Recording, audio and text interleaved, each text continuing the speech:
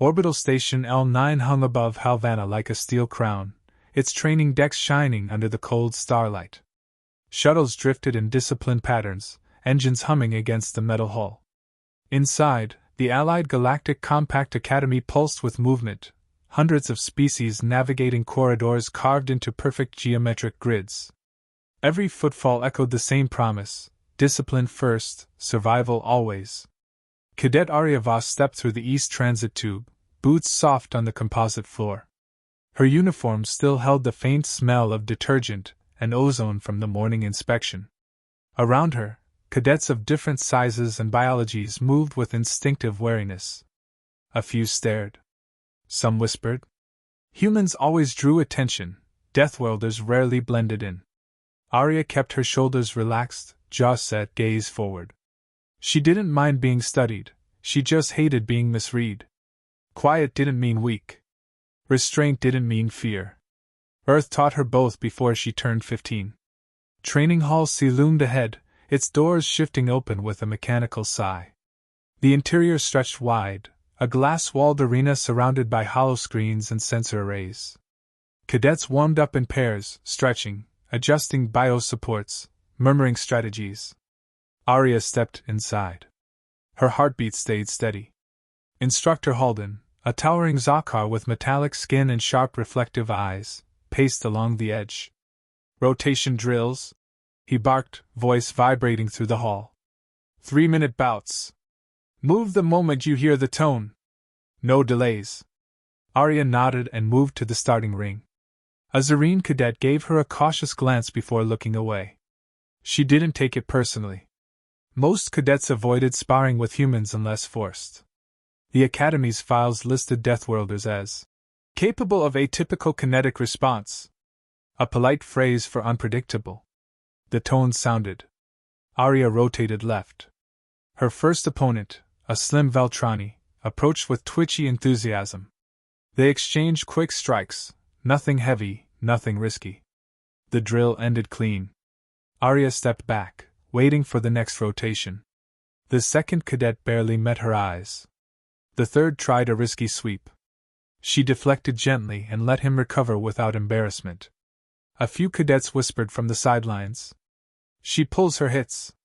She's too careful. Maybe humans aren't as fierce as they claim." Aria ignored them. If they wanted to misunderstand restraint, that was their problem. The next rotation began, but something in the air shifted. A ripple of tension. Quickened footsteps. An odd quiet. Aria felt it before she understood it. The hairs on her arms pricked. Her instincts, tuned by a lifetime on a lethal planet, snapped awake. Movement behind her, 3 steps, too synchronized for accident. She half-turned. Valrek Thorrin watched from across the hall, arms folded, expression sharpened with smug satisfaction. His clan markings glowed faintly under the lights. Jurnathi warriors always carried themselves like apex predators, but Valrek's confidence felt rehearsed. Aria inhaled, slow and controlled. The overhead hollow flickered red. The hall's warning system chirped. Unauthorized force proximity detected. The sound shouldn't have existed during controlled drills. Aria's pulse tightened, not from fear, but from confirmation. Her instincts hadn't lied. 4 cadets shifted into a loose circle around her. Their posture wasn't defensive. It was predatory. Aria studied their spacing, 2 behind, 2 in front, all angled to cut her exits. The smallest of them, a pale-scaled Dravik, gave a forced smirk. "Relax, human. We just want a proper demonstration." Aria kept her voice level. "Step back. You're crowding the rotation zone." "Or what?" another sneered. "You'll breathe aggressively at us." Aria didn't answer. Words wouldn't change their intent. She noted their stances, the twitch of their knees, the shallow breathing. They weren't here to test themselves. They were here to make a point. Her gaze lifted to Valrek. He offered her a slow, deliberate smile.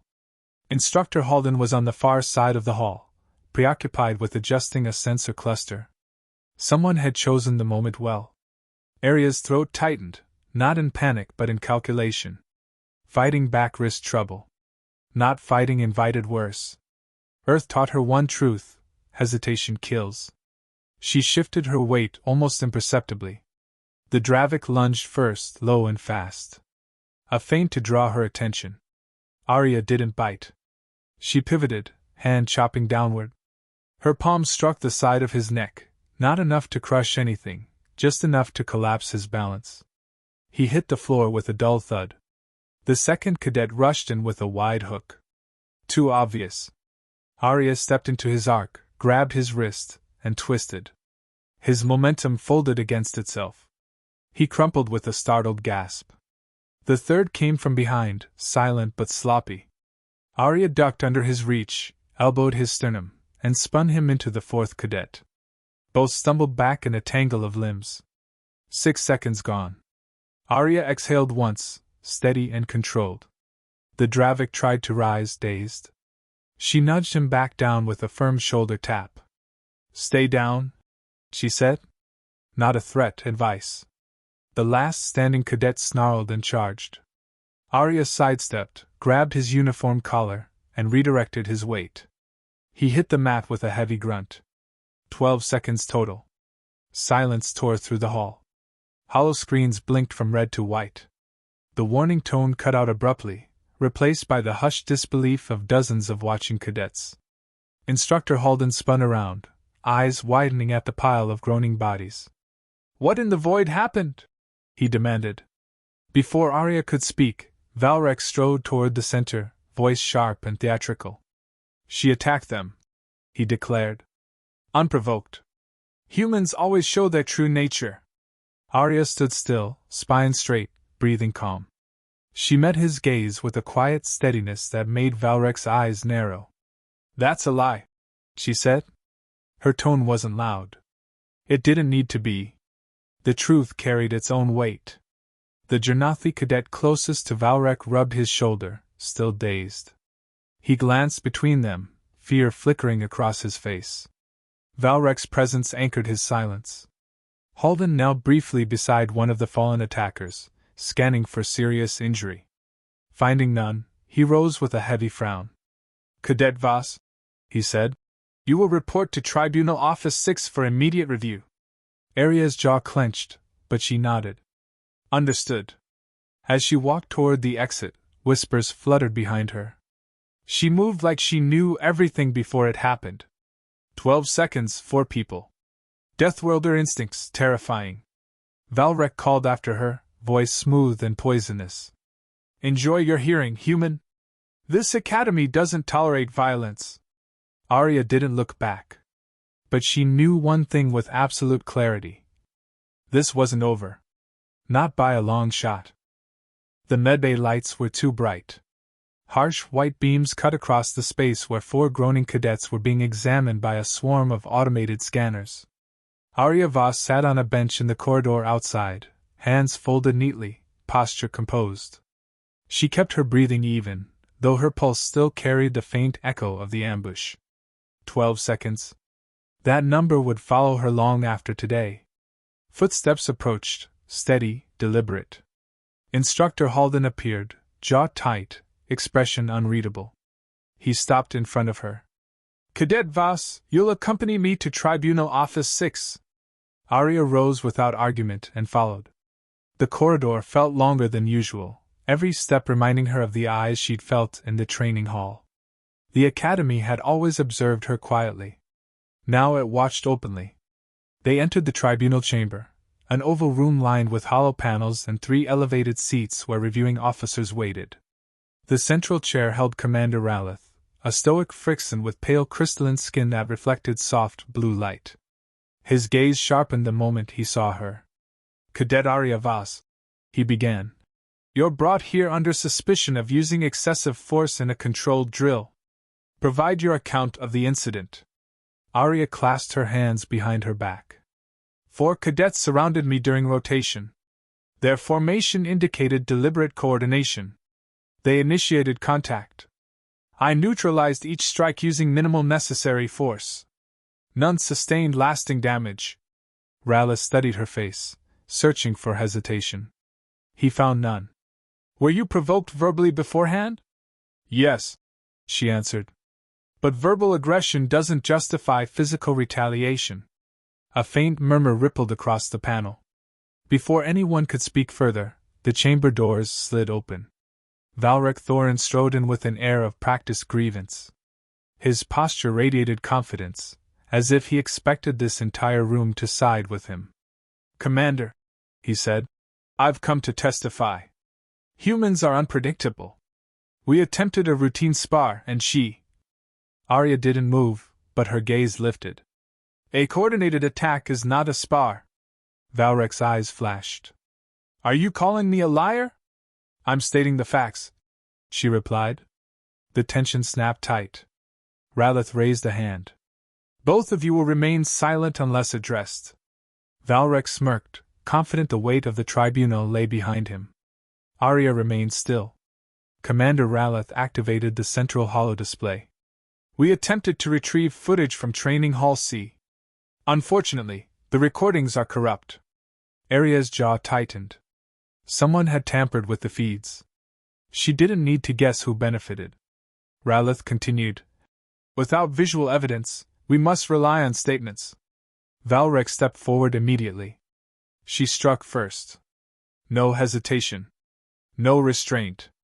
Humans think strength earns respect." "Enough," Ralith snapped. Aria's expression stayed neutral, but her thoughts raced. She could deny Valrek's claims until her voice cracked, yet without proof, her word weighed little against the political power of a Jurnathi warrior clan. Then the door opened again. A Jurnathi medic glided in, translucent wings folded neatly along her back. She bowed respectfully to the tribunal. "I examined the injured cadets," she said. "Their wounds indicate they attacked first. Impact angles show defensive redirection, not offensive aggression." Valrek stiffened. Ralith frowned. "Are you certain?" "Yes, Commander. Their bruising patterns align with initiating strikes." Ralith nodded once. "Recorded in the tribunal log." Valrek opened his mouth, but the medic continued before he could twist the narrative. Additionally, the Dravik cadet had pre-existing inflammation on his knuckles, consistent with preparing for impact before entering the hall. Valrek's nostrils flared. The tribunal fell silent once more. Then, unexpectedly, another figure stepped inside, a timid cadet Rion, clutching a small data stick as if it might bite. I have something," he muttered. Ralith gestured for him to step forward. Rion swallowed hard. "I recorded the audio in the hall. Valrek told them to teach the human humility. He said nobody would question it." Valrek's composure cracked. His voice sharpened. "You fool!" Ralith's palms slammed against the armrest. "Cadet Thorrin!" Silence. Rion flinched but stayed. He held out the data stick. Halden retrieved it and passed the file to the tribunal panel. A moment later, Valrek's voice echoed through the chamber. "Just corner her. She thinks restraint makes her safe. We show her what her species really is, fragile." The playback ended. Silence stretched, long, unforgiving, undeniable. Ralith leaned forward, the crystalline ridges on his brow glowing cold. "Valrek Thorrin, you orchestrated a targeted attack. You jeopardized cadet safety, tampered with hall sensors, and attempted to manipulate tribunal proceedings." Valrek sputtered. She's dangerous. Humans are all the same." Halden stepped closer, voice low. "Control your tongue. You've done enough damage." Aria said nothing. Her stillness felt heavier now, a quiet gravity that filled the room. Ralith turned to her. "Cadet Voss, based on the evidence, you are cleared of all accusations." A wave of relief brushed her chest, but she didn't let it show. Valrek glared at her as though the universe had personally betrayed him. "This isn't finished," he hissed. Aria held his gaze. "Threats won't restore your honor." His jaw twitched. Officers escorted him out, his fury trailing behind him like smoke. When the doors shut, the room exhaled. Ralith addressed Aria again. "Your restraint prevented serious injury. You acted within reasonable boundaries. But understand this, your abilities unsettle many here. Be cautious. I will, Commander. Halden rested a hand on her shoulder briefly. You handled yourself well. She nodded, grateful for the small gesture. When she stepped out of the tribunal office, the corridor felt different, heavier, charged, full of whispered glances. News traveled quickly on L-9. Some cadets stepped aside for her, uncertain. Others watched her with consideration rather than suspicion. As she walked, a pair of Lyran twins passed by, murmuring, 12 seconds, she moved faster than our instructor. Deathworlders don't bluff. Aria kept her gaze forward. She didn't want fame. She wanted space to breathe.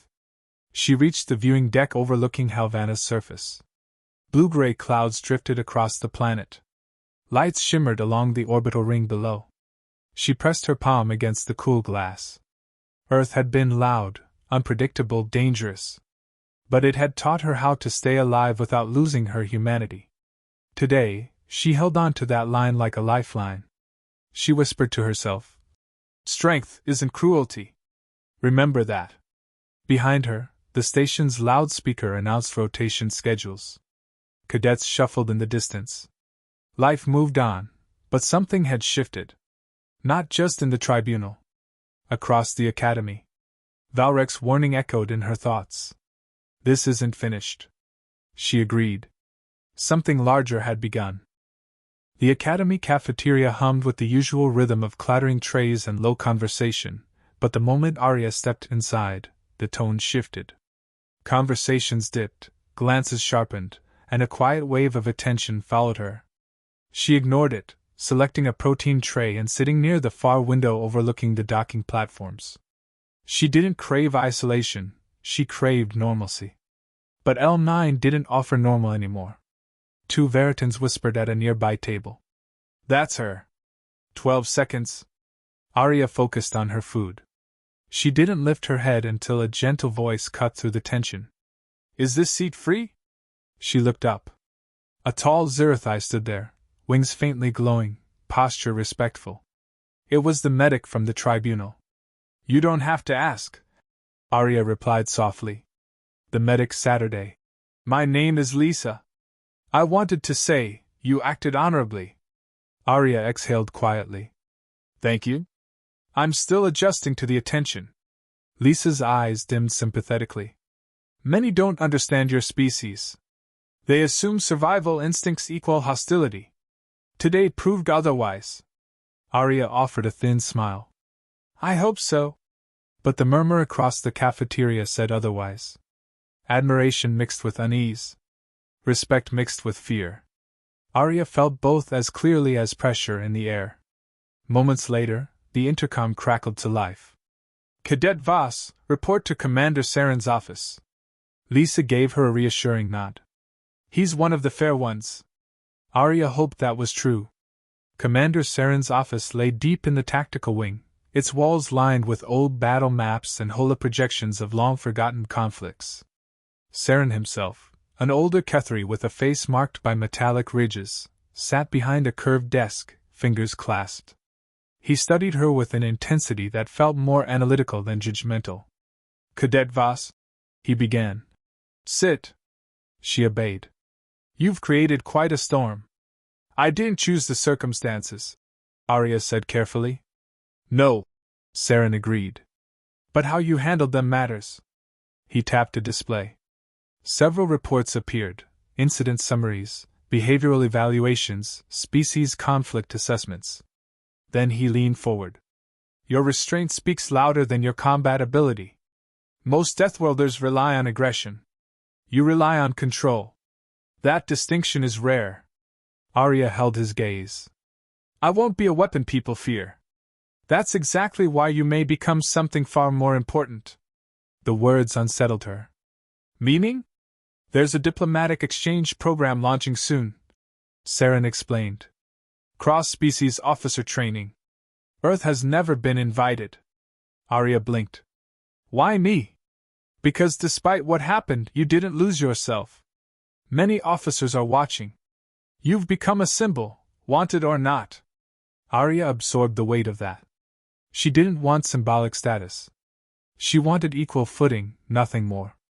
Before she could respond, Saren added, "One more thing. Valrek's situation has worsened." Her attention sharpened. He attempted to rally more cadets. Spread rumors. Sabotage a holodeck. Saren's voice hardened. "He's been expelled." Aria felt no satisfaction, only finality. Saren continued. "The Academy will notify his clan. Their response may carry political consequences. Be prepared." Aria nodded once. "Understood." Saren dismissed her with a gesture. "Walk carefully, cadet. You're being watched by allies and adversaries alike." She left his office with a knot forming in her chest. She didn't ask for broader implications. But they had arrived anyway.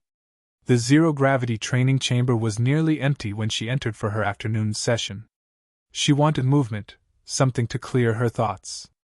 But the moment she activated the gravity null generator, the chamber door slid open. Valrek stood there. For a heartbeat, gravity, or the lack of it, seemed irrelevant. His expression was stripped of arrogance. No swagger, no smugness. Only something rawer. Shame. Rage. Desperation. "What are you doing here?" Aria asked, keeping her tone neutral. "Finishing what you started," he replied, stepping inside. The chamber sealed automatically behind him. Aria floated upward slightly, stabilizing herself. "There's nothing to finish. You lost." Valrek's jaw tightened. "You humiliated me. You ruined my standing. My clan disowned me this morning." Aria's stomach clenched. She hadn't expected that level of consequence. "I didn't choose their reaction," she said. "You sabotaged the hall. You orchestrated the attack." He drifted closer, fists clenched. "You cost me everything. And now they call you a symbol? A beacon of control and unity?" His voice sharpened. "You're just a predator hiding under rules." Aria's tone stayed firm. "Leave this room, Valrek. Right now." Instead, he launched at her. The absence of gravity turned the motion into a slow, deadly drift.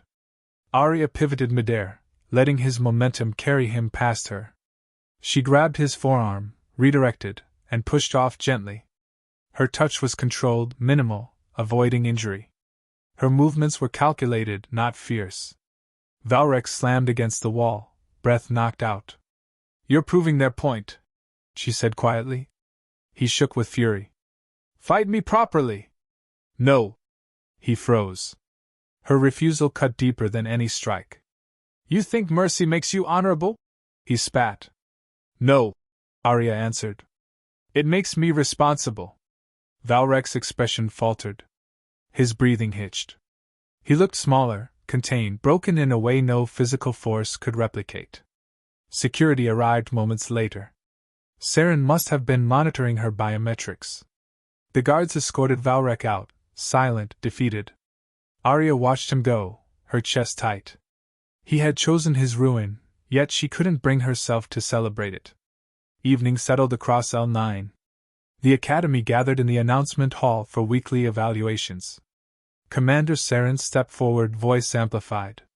"Today we address an incident resolved with clarity. Cadet Valrek Thorrin has been expelled for misconduct." Murmurs rose, then faded. Saren continued. "We also acknowledge conduct that upheld Academy principles under extreme pressure. Cadet Aria Voss demonstrated discipline, precision, and restraint. Her actions protected lives, maintained order, and embodied the Compact's highest values." Aria felt dozens of eyes shift toward her, not with fear, but with something steadier. Recognition. Respect. Saren concluded. "Cadet Voss is hereby appointed to represent humanity in the Allied Officer Exchange Program." The room reacted with a mixture of surprise and grudging acceptance. Aria inhaled deeply. She hadn't come for glory. But she understood one truth now. Strength wasn't what she could do in 12 seconds. Strength was what she could avoid doing. Later, as she stood at the viewing deck again, Saren approached quietly. "You held the line," he said. "Many could not." Aria looked out at the stars. "I'm not here to intimidate anyone. That's precisely why they chose you. A pause settled between them. Saren added, Deathworlders frighten the galaxy, but you reminded them why humans endure. Aria's reflection in the glass looked calmer, more certain. She whispered, I'll prove we belong here. Saren nodded. You already have. The stars outside glimmered like silent witnesses. The academy behind her hummed with renewed purpose. And Aria Voss, Deathworlder Cadet survivor, walked forward into a future she hadn't asked for, but would meet head-on. With clarity. With restraint. With strength no tribunal could measure.